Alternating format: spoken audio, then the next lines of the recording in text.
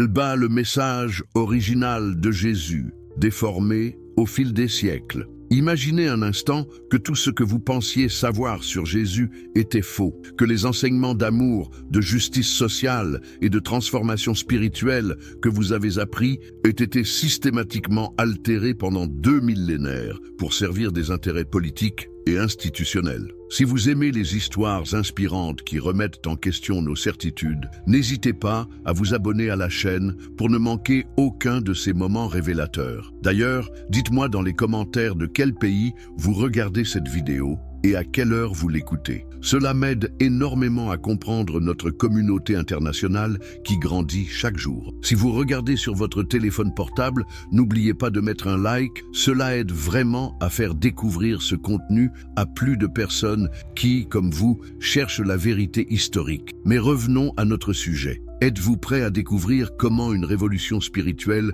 s'est transformée en outil de contrôle ? Comment les paroles d'un homme qui défiait les puissants ont été retournées pour justifier l'oppression? Cette exploration n'est pas une attaque contre la foi, mais une quête de vérité historique qui pourrait transformer votre compréhension du christianisme. Alors, respirez profondément, car nous allons plonger dans l'une des plus grandes transformations de l'histoire humaine.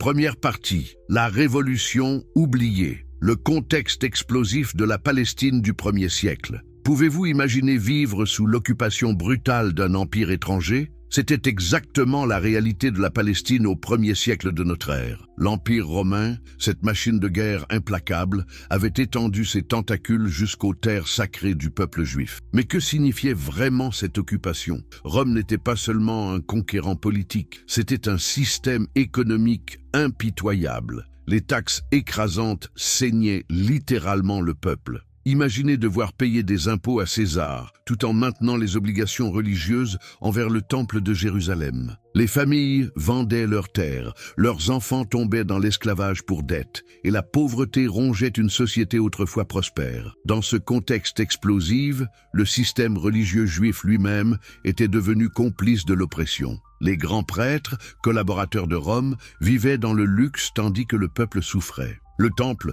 censé être la maison de Dieu, était devenu un marché où les riches marchands vendaient des animaux sacrificiels à des prix exorbitants aux pèlerins pauvres. Comment un simple artisan de Nazareth allait-il défier ce système? C'est dans cette poudrière sociale que naît le mouvement révolutionnaire de Jésus. Mais attention, quand nous parlons de révolution, nous ne parlons pas de violence armée. Cette révolution était bien plus dangereuse pour les puissants. C'était une révolution des cœurs et des consciences.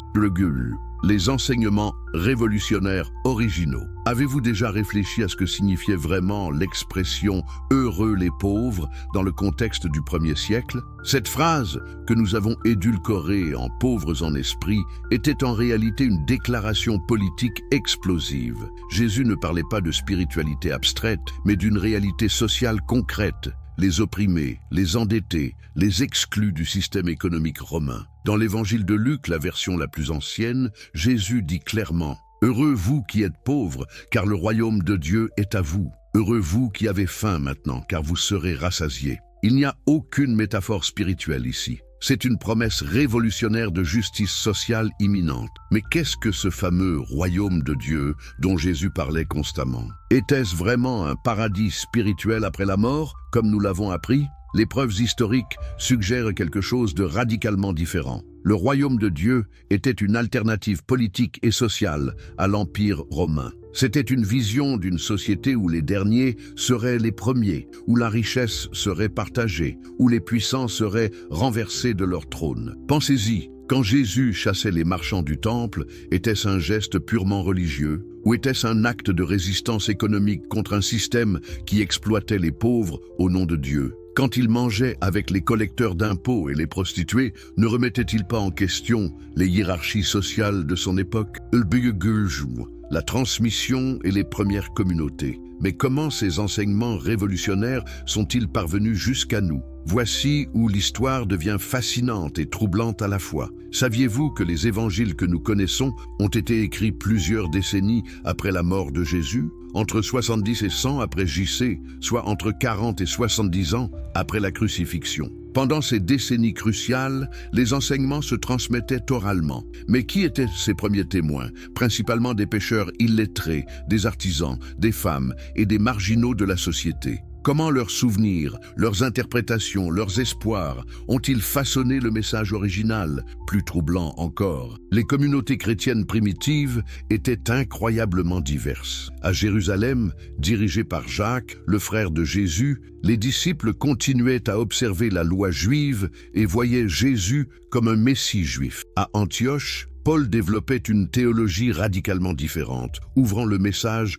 aux non-juifs. À Alexandrie, des penseurs comme Apollos développaient une christologie mystique influencée par la philosophie grecque. Laquelle de ces traditions reflétait le mieux la pensée originale de Jésus? C'est une question qui bouleverse nos certitudes. Car si les communautés primitives avaient des compréhensions si différentes, comment pouvons-nous être sûrs que le message qui nous est parvenu est authentique?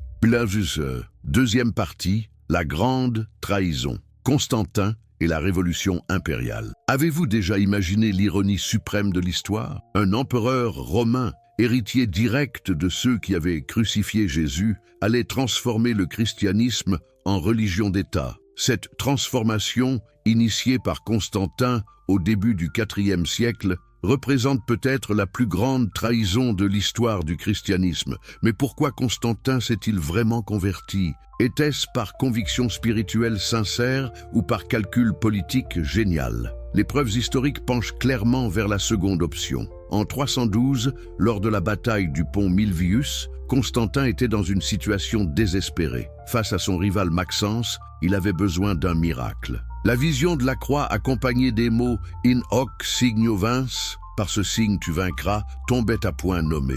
Mais réfléchissez à la perversion symbolique. Jésus, qui avait prêché de tendre l'autre joue, devenait l'étendard d'une armée conquérante. La croix, instrument de torture et symbole de sacrifice, se transformait en arme de guerre. Comment les premiers chrétiens ont-ils réagi à cette appropriation de leur symbole par la violence impériale? L'édit de Milan de 313 semblait être une libération. Enfin, les chrétiens pouvaient pratiquer leur foi ouvertement. Mais était-ce vraiment une libération ou le début d'un asservissement plus subtil? Car en légalisant le christianisme, Constantin l'a aussi domestiqué. Les évêques, hier persécutés, sont devenus des fonctionnaires impériaux. Les églises, hier cachées dans les catacombes, sont devenues des monuments à la gloire de l'empereur. Plus symbolique encore, Constantin a déplacé le jour du sabbat chrétien du samedi au dimanche, jour du soleil invaincu, divinité qu'il continuait à vénérer. Était-ce pour faciliter la conversion des païens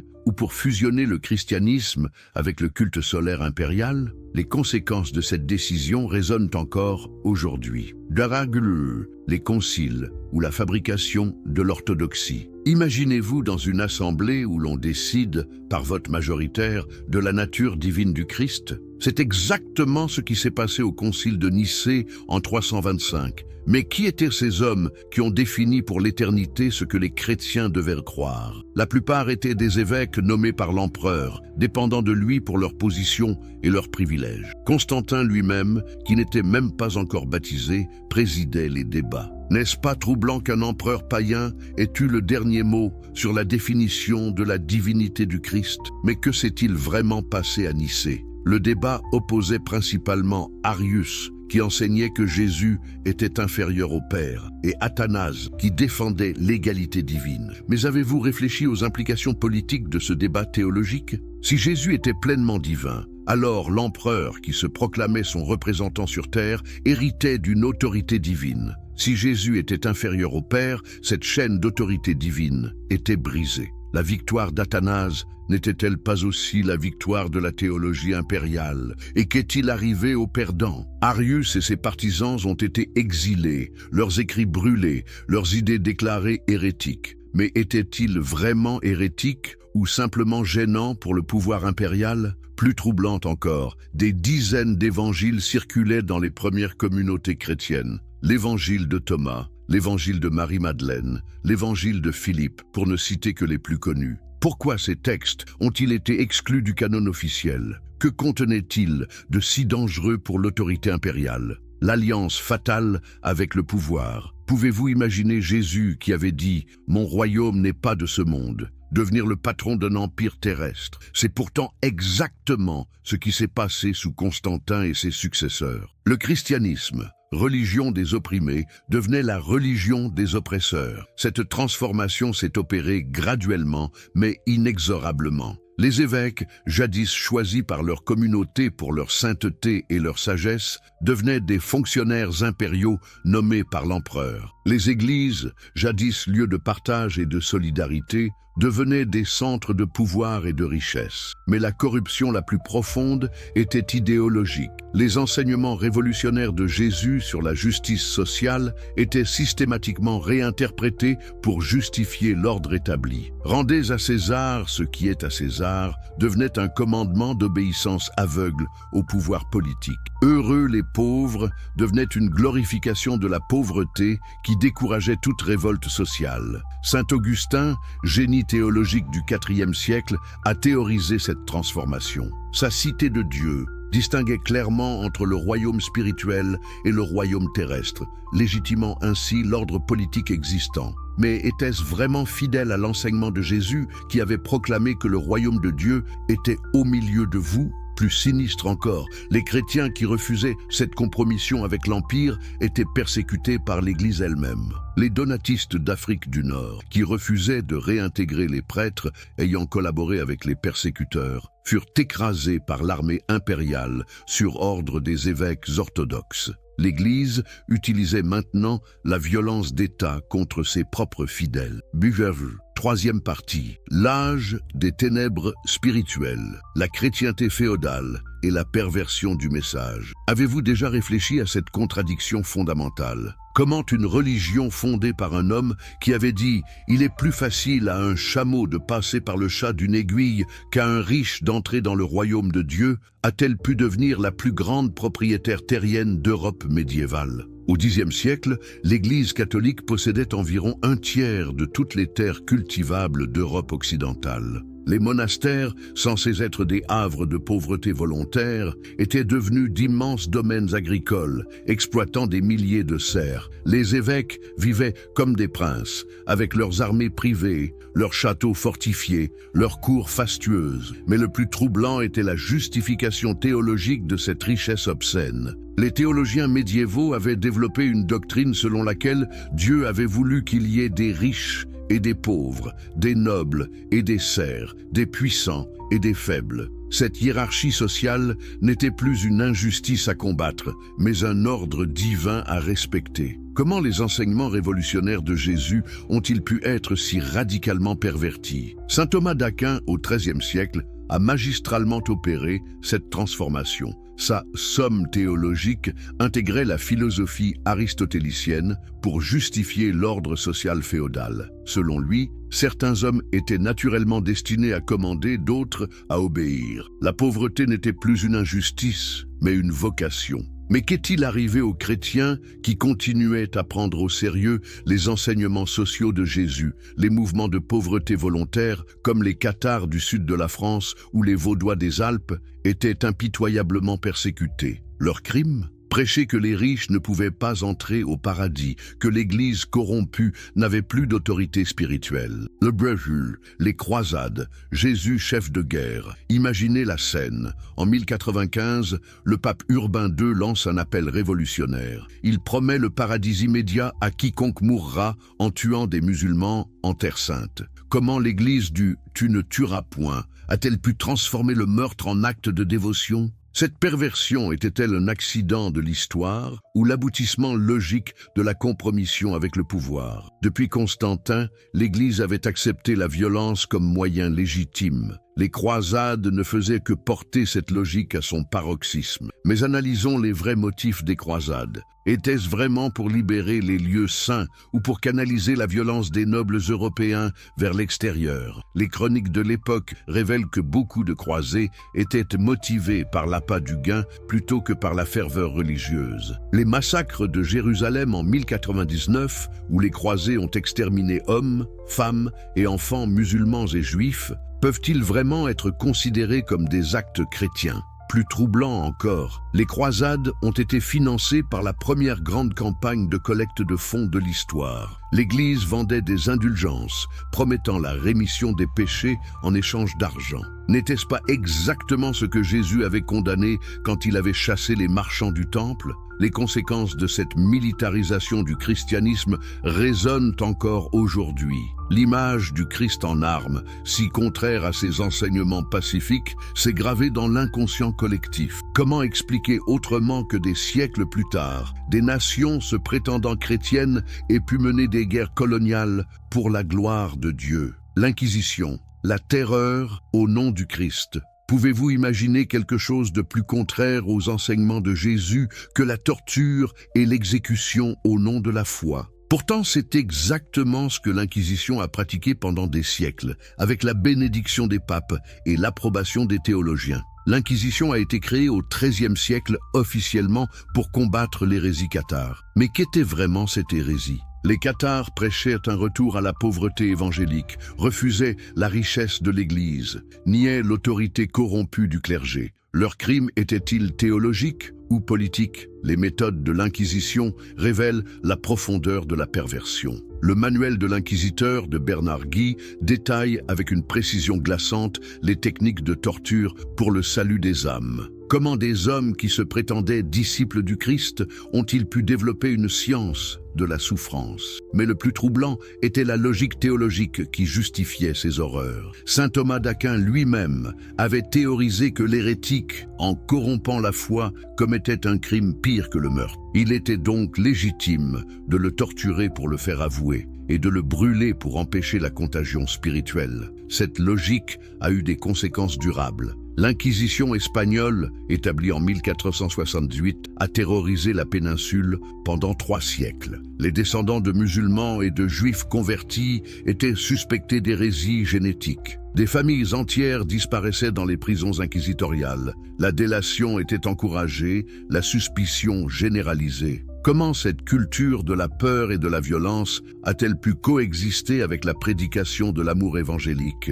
Les sermons dominicaux parlaient de miséricorde divine, tandis que les bûchers brûlaient sur les places publiques. Cette schizophrénie spirituelle n'a-t-elle pas définitivement corrompu l'image du christianisme? Le Djelt, le message original de Jésus, déformé au fil des siècles. Introduction captivante. Imaginez un instant que tout ce que vous pensiez savoir sur Jésus était faux. Que les enseignements d'amour, de justice sociale et de transformation spirituelle que vous avez appris aient été systématiquement altérés pendant 2 millénaires pour servir des intérêts politiques et institutionnels. Si vous aimez les histoires inspirantes qui remettent en question nos certitudes, n'hésitez pas à vous abonner à la chaîne pour ne manquer aucun de ces moments révélateurs. D'ailleurs, dites-moi dans les commentaires de quel pays vous regardez cette vidéo et à quelle heure vous l'écoutez. Cela m'aide énormément à comprendre notre communauté internationale qui grandit chaque jour. Si vous regardez sur votre téléphone portable, n'oubliez pas de mettre un like. Cela aide vraiment à faire découvrir ce contenu à plus de personnes qui, comme vous, cherchent la vérité historique. Mais revenons à notre sujet. Êtes-vous prêt à découvrir comment une révolution spirituelle s'est transformée en outil de contrôle? Comment les paroles d'un homme qui défiait les puissants ont été retournées pour justifier l'oppression? Cette exploration n'est pas une attaque contre la foi, mais une quête de vérité historique qui pourrait transformer votre compréhension du christianisme. Alors, respirez profondément, car nous allons plonger dans l'une des plus grandes transformations de l'histoire humaine. Car, première partie, la révolution oubliée, le contexte explosif de la Palestine du 1er siècle. Pouvez-vous imaginer vivre sous l'occupation brutale d'un empire étranger? C'était exactement la réalité de la Palestine au 1er siècle de notre ère. L'Empire romain, cette machine de guerre implacable, avait étendu ses tentacules jusqu'aux terres sacrées du peuple juif. Mais que signifiait vraiment cette occupation? Rome n'était pas seulement un conquérant politique, c'était un système économique impitoyable. Les taxes écrasantes saignaient littéralement le peuple. Imaginez devoir payer des impôts à César, tout en maintenant les obligations religieuses envers le temple de Jérusalem. Les familles vendaient leurs terres, leurs enfants tombaient dans l'esclavage pour dette, et la pauvreté rongeait une société autrefois prospère. Dans ce contexte explosif, le système religieux juif lui-même était devenu complice de l'oppression. Les grands prêtres, collaborateurs de Rome, vivaient dans le luxe tandis que le peuple souffrait. Le temple, censé être la maison de Dieu, était devenu un marché où les riches marchands vendaient des animaux sacrificiels à des prix exorbitants aux pèlerins pauvres. Comment un simple artisan de Nazareth allait-il défier ce système? C'est dans cette poudrière sociale que naît le mouvement révolutionnaire de Jésus. Mais attention, quand nous parlons de révolution, nous ne parlons pas de violence armée. Cette révolution était bien plus dangereuse pour les puissants. C'était une révolution des cœurs et des consciences.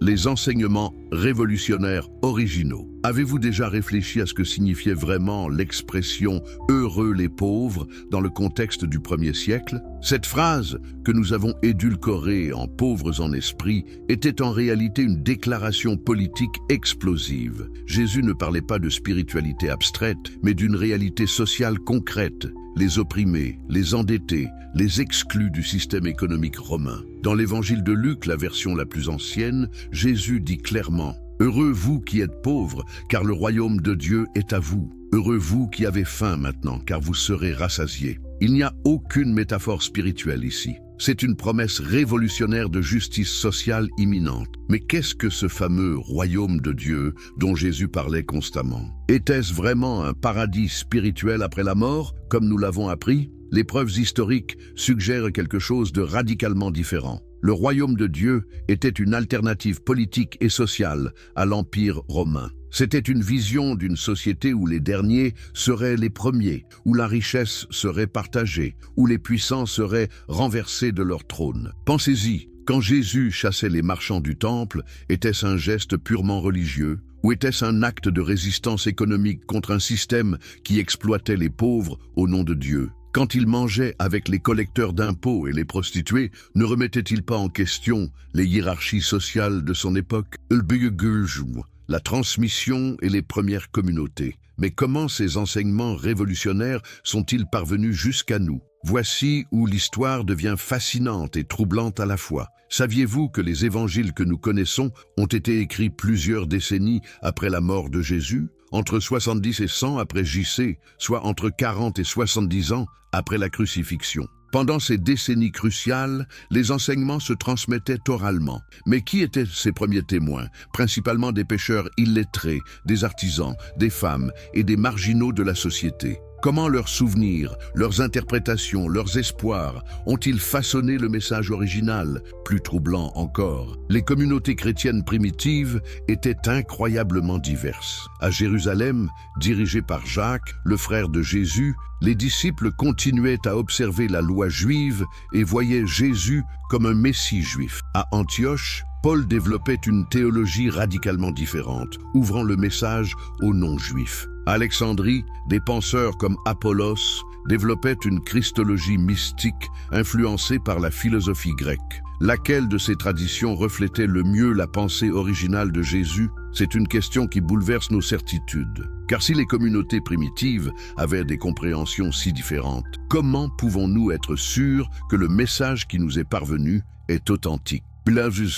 Deuxième partie, la grande trahison. Constantin et la révolution impériale. Avez-vous déjà imaginé l'ironie suprême de l'histoire? Un empereur romain, héritier direct de ceux qui avaient crucifié Jésus, allait transformer le christianisme en religion d'État. Cette transformation, initiée par Constantin au début du IVe siècle, représente peut-être la plus grande trahison de l'histoire du christianisme. Mais pourquoi Constantin s'est-il vraiment converti? Était-ce par conviction spirituelle sincère ou par calcul politique génial? Les preuves historiques penchent clairement vers la seconde option. En 312, lors de la bataille du pont Milvius, Constantin était dans une situation désespérée. Face à son rival Maxence, il avait besoin d'un miracle. La vision de la croix accompagnée des mots « In hoc signo vince » par ce signe tu vaincras, tombait à point nommé. Mais réfléchissez à la perversion symbolique. Jésus, qui avait prêché de tendre l'autre joue,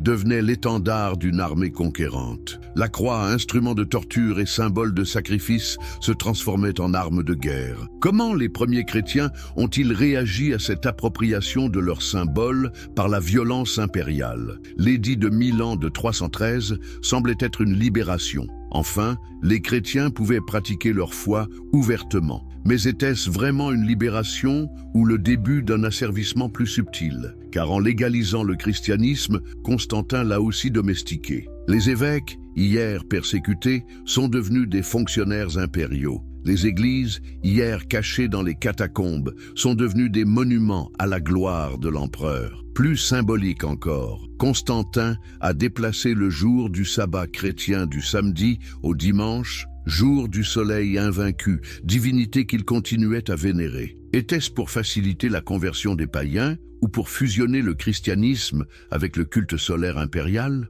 Les conséquences de cette décision résonnent encore aujourd'hui. Daragul, les conciles ou la fabrication de l'orthodoxie. Imaginez-vous dans une assemblée où l'on décide, par vote majoritaire, de la nature divine du Christ. C'est exactement ce qui s'est passé au concile de Nicée en 325. Mais qui étaient ces hommes qui ont défini pour l'éternité ce que les chrétiens devaient croire? La plupart étaient des évêques nommés par l'empereur, dépendant de lui pour leur position et leurs privilèges. Constantin lui-même, qui n'était même pas encore baptisé, présidait les débats. N'est-ce pas troublant qu'un empereur païen ait eu le dernier mot sur la définition de la divinité du Christ? Mais que s'est-il vraiment passé à Nicée? Le débat opposait principalement Arius, qui enseignait que Jésus était inférieur au Père, et Athanase, qui défendait l'égalité divine. Mais avez-vous réfléchi aux implications politiques de ce débat théologique? Si Jésus était pleinement divin, alors l'empereur, qui se proclamait son représentant sur terre, héritait d'une autorité divine. Si Jésus était inférieur au Père, cette chaîne d'autorité divine était brisée. La victoire d'Athanase n'était-elle pas aussi la victoire de la théologie impériale? Et qu'est-il arrivé aux perdants? Arius et ses partisans ont été exilés, leurs écrits brûlés, leurs idées déclarées hérétiques. Mais étaient-ils vraiment hérétiques ou simplement gênants pour le pouvoir impérial? Plus troublant encore, des dizaines d'évangiles circulaient dans les premières communautés chrétiennes. L'évangile de Thomas, l'évangile de Marie-Madeleine, l'évangile de Philippe, pour ne citer que les plus connus. Pourquoi ces textes ont-ils été exclus du canon officiel? Que contenaient-ils de si dangereux pour l'autorité impériale? L'alliance fatale avec le pouvoir. Pouvez-vous imaginer Jésus qui avait dit « Mon royaume n'est pas de ce monde ». Devenir le patron d'un empire terrestre. C'est pourtant exactement ce qui s'est passé sous Constantin et ses successeurs. Le christianisme, religion des opprimés, devenait la religion des oppresseurs. Cette transformation s'est opérée graduellement, mais inexorablement. Les évêques, jadis choisis par leur communauté pour leur sainteté et leur sagesse, devenaient des fonctionnaires impériaux nommés par l'empereur. Les églises, jadis lieux de partage et de solidarité, devenaient des centres de pouvoir et de richesse. Mais la corruption la plus profonde était idéologique. Les enseignements révolutionnaires de Jésus sur la justice sociale étaient systématiquement réinterprétés pour justifier l'ordre établi. Rendez à César ce qui est à César devenait un commandement d'obéissance aveugle au pouvoir politique. Heureux les pauvres devenait une glorification de la pauvreté qui décourageait toute révolte sociale. Saint Augustin, génie théologique du IVe siècle, a théorisé cette transformation. Sa cité de Dieu distinguait clairement entre le royaume spirituel et le royaume terrestre, légitimant ainsi l'ordre politique existant. Mais était-ce vraiment fidèle à l'enseignement de Jésus qui avait proclamé que le royaume de Dieu était au milieu de vous? Plus sinistre encore, les chrétiens qui refusaient cette compromission avec l'Empire étaient persécutés par l'Église elle-même. Les donatistes d'Afrique du Nord, qui refusaient de réintégrer les prêtres ayant collaboré avec les persécuteurs, furent écrasés par l'armée impériale sur ordre des évêques orthodoxes. L'Église utilisait maintenant la violence d'État contre ses propres fidèles. Buverve. Troisième partie. L'âge des ténèbres spirituelles, la chrétienté féodale et la perversion du message. Avez-vous déjà réfléchi à cette contradiction fondamentale? Comment une religion fondée par un homme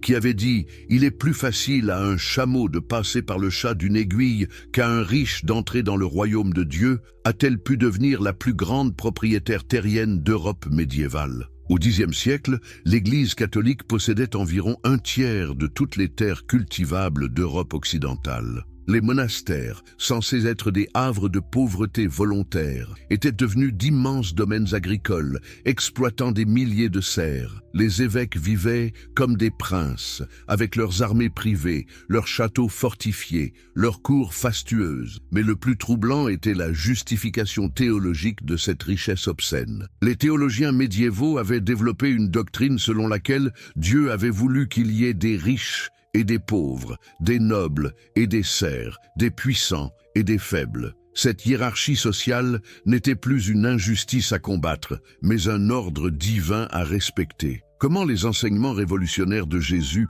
ont-ils pu être si radicalement pervertis? Saint Thomas d'Aquin, au XIIIe siècle, a magistralement opéré cette transformation. Sa somme théologique intégrait la philosophie aristotélicienne pour justifier l'ordre social féodal. Selon lui, certains hommes étaient naturellement destinés à commander, d'autres à obéir. La pauvreté n'était plus une injustice, mais une vocation.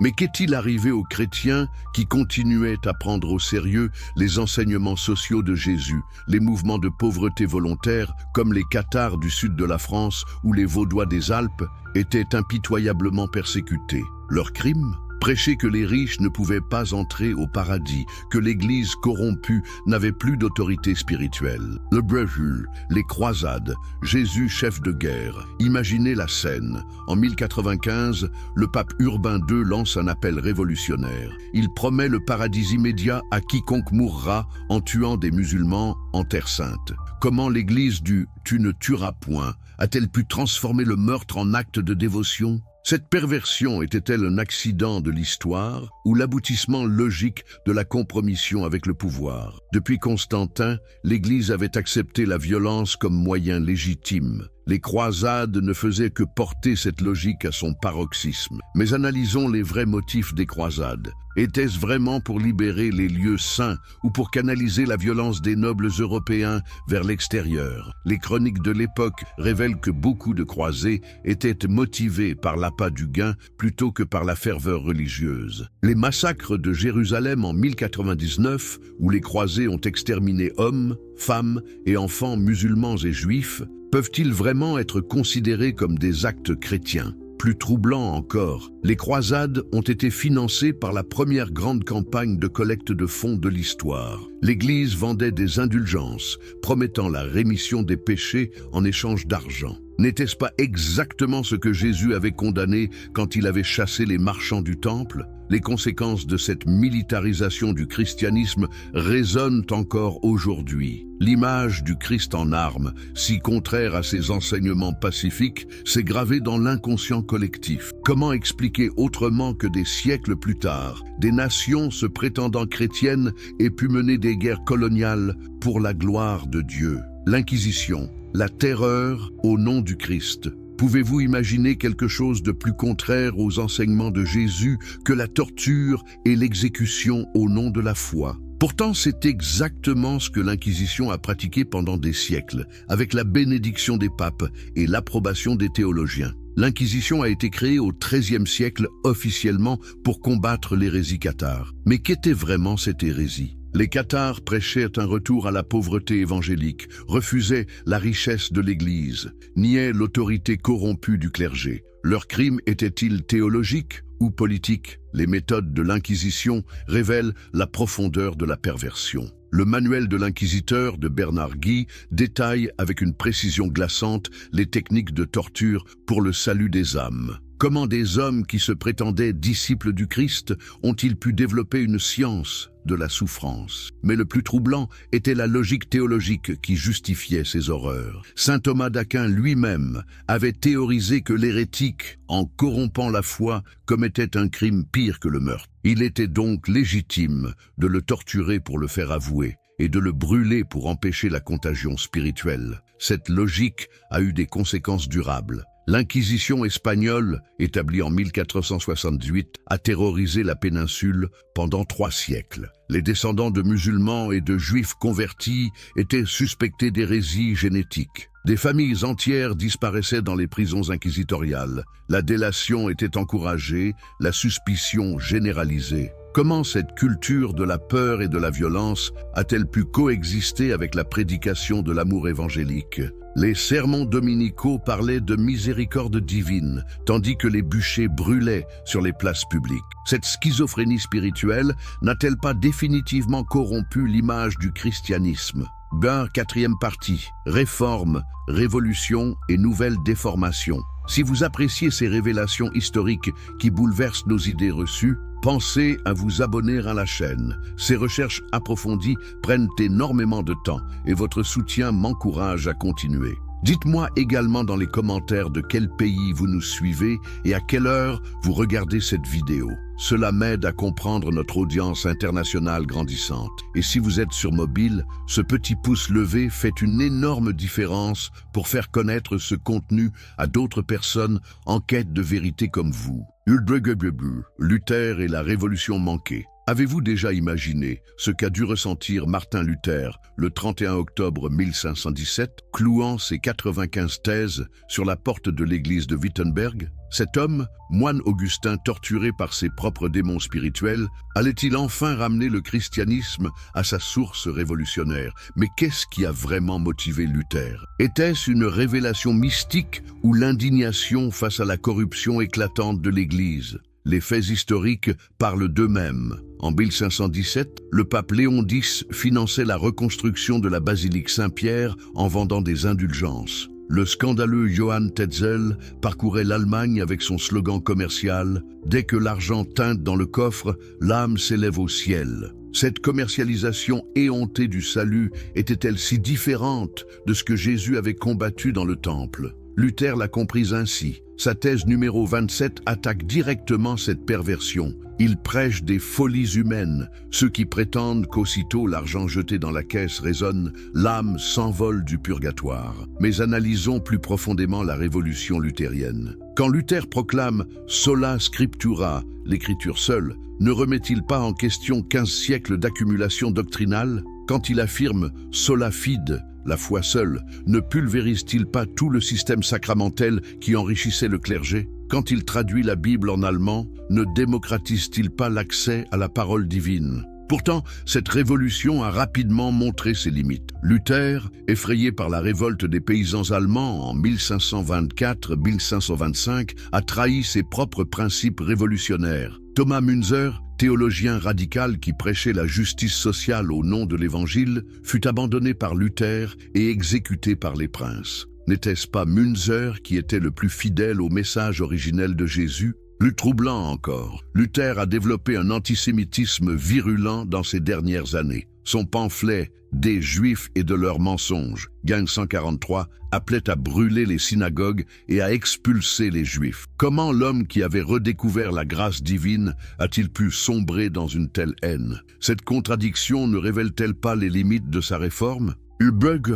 Le capitalisme protestant, nouvelle perversion. Avez-vous déjà réfléchi à cette ironie de l'histoire? Comment une religion qui prêchait « heureux les pauvres » est-elle devenue le moteur idéologique du capitalisme? Max Weber, dans L'éthique protestante et l'esprit du capitalisme, a brillamment analysé cette transformation. Calvin, à Genève, a opéré une révolution théologique aux conséquences économiques révolutionnaires. Sa doctrine de la prédestination enseignait que Dieu avait déjà choisi ses élus avant la création du monde. Mais comment savoir si on était élu? Calvin suggérait que la prospérité matérielle était un signe de bénédiction divine. Cette théologie a eu des conséquences explosives. Les marchands calvinistes d'Amsterdam, de Londres, de Boston ont transformé l'accumulation de richesses en devoir religieux. L'usure, condamnée par l'Église catholique pendant des siècles, devenait un moyen de glorifier Dieu. Le travail acharné,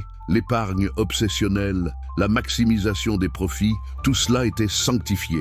Mais mesurez-vous la perversion? Jésus avait dit « Vous ne pouvez servir Dieu et Mammon ». Les puritains anglais et américains ont trouvé le moyen de servir Mammon pour la gloire de Dieu. Richard Baxter, théologien puritain, écrivait « C'est pour l'honneur de Dieu que vous devez tâcher de devenir riche ». Cette éthique protestante a façonné le capitalisme moderne. Les banquiers de la City de Londres, les industriels de Manchester, les entrepreneurs de Wall Street, tous héritiers de cette spiritualité pervertie. Comment expliquer autrement que les nations les plus chrétiennes soient devenues les plus inégalitaires, plus sinistres encore? Cette théologie a justifié l'esclavage et la colonisation. Si la richesse était signe d'élection divine, alors la pauvreté des peuples colonisés prouvait leur damnation. John Winthrop, gouverneur puritain du Massachusetts, pouvait ainsi affirmer sans contradiction qu'il construisait une cité sur la colline, tout en exterminant les Indiens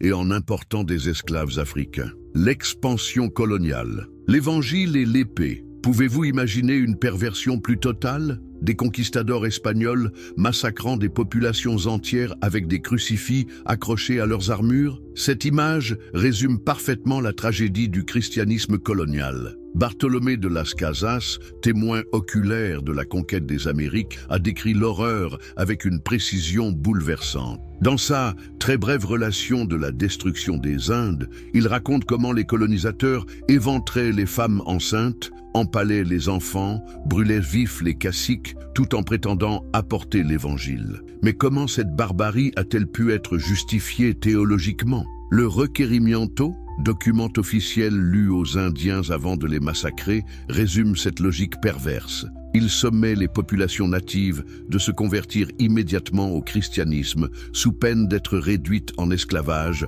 par la grâce de Dieu et de ses représentants sur terre. Cette logique s'est reproduite sur tous les continents. En Afrique, les missionnaires précédaient les colonisateurs. David Livingstone, le célèbre explorateur missionnaire, ouvrait la voie aux compagnies commerciales britanniques. Sa devise « Christianisme, commerce et civilisation » révèle l'intrication entre évangélisation et exploitation. Mais analysons les conséquences spirituelles de cette expansion. Comment les peuples colonisés ont-ils perçu un christianisme apporté par l'épée? Les syncrétismes religieux d'Amérique latine, d'Afrique, d'Asie ne sont-ils pas des formes de résistance culturelle à cette violence spirituelle? Plus troublante encore, cette expansion a détruit des millénaires de sagesse spirituelle. Les codex mayas brûlés par l'évêque Diego de Landa, les temples hindous détruits par les colonisateurs portugais, les traditions chamaniques d'Amérique du Nord interdites par les missionnaires, autant de trésors spirituels perdus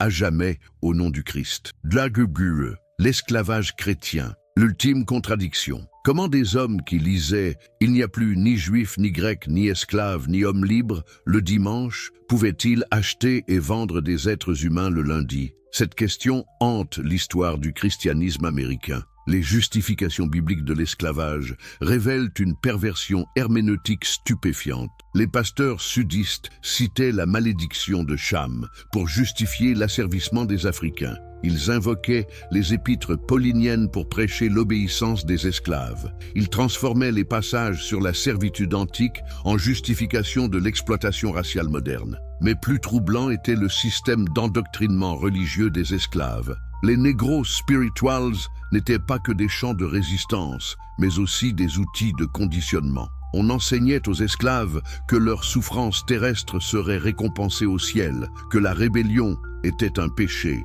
que l'obéissance à leur maître était un devoir chrétien. Cette perversion a eu des conséquences durables. Quand Frederick Douglass, ancien esclave devenu abolitionniste, écrivait « J'aime la religion pure et pacifique du Christ, mais je hais la religion corrompue et hypocrite de cette terre », ne pointait-il pas l'essence même du problème? Pourtant, paradoxalement, c'est aussi du christianisme qu'est née la résistance. Les Quakers, dès le XVIIe siècle, condamnaient l'esclavage au nom de l'Évangile. Les méthodistes, les baptistes du Nord ont porté le mouvement abolitionniste. Martin Luther King Jr. puisait son inspiration dans le Sermon sur la montagne. Cette contradiction révèle la nature profondément ambivalente du christianisme historique, capable du meilleur comme du pire, outil d'oppression et de libération selon les mains qui s'en saisissent.